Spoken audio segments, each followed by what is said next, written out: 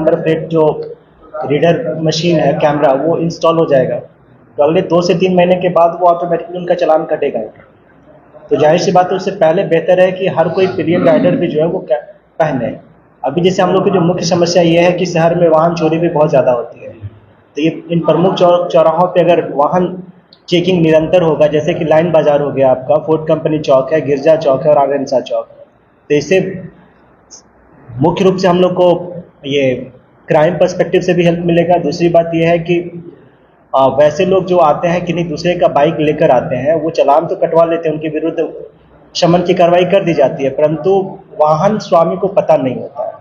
तो हम लोग का उद्देश्य ये भी है कि उनके वाहन को डिटेन किया जाए ताकि वो आए, उनके परिजन, और वो जब यहाँ आएंगे तो उनको पता चलेगा कि उनके वाहन के विरुद्ध पूर्व से चालान निर्गत है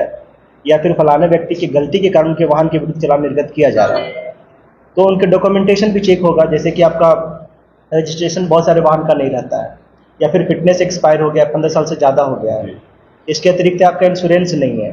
तो हम लोग का ये मल्टीपर्पज़ मतलब जो ऑब्जेक्टिव है उसको सेटिस्फाई करता है। जैसे अगर एक्सीडेंट कहीं होता है और आपका व्हीकल का अगर इंश्योरेंस है तो फ़ायदा होता है, आपके ऊपर कोई वित्तीय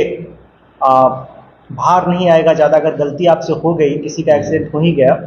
तब भी आपको वित्तीय भार नहीं आएगा, वो इंश्योरेंस कंपनी खर्च वहन करेगी। तो ये सोसाइटी के लिए विन विन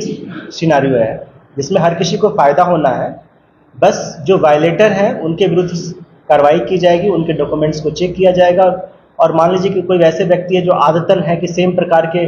ऑफेंसेस करते आ रहे हैं, सिग्नल जंप कर रहे हैं, या फिर आपका आप जानबूझकर वो हेलमेट नहीं लगाते हैं, तो उनके परिजन को बुलाया जाएगा, उनके वाहन को रोका जाएगा, वो आएंगे और नहीं पहनने का कारण बताएंगे, क्यों बार बार इस तरह का वायलेशन कर रहे हैं, और उसके बाद उनके वाहन को छोड़ा जाएगा। कहने का मतलब ये है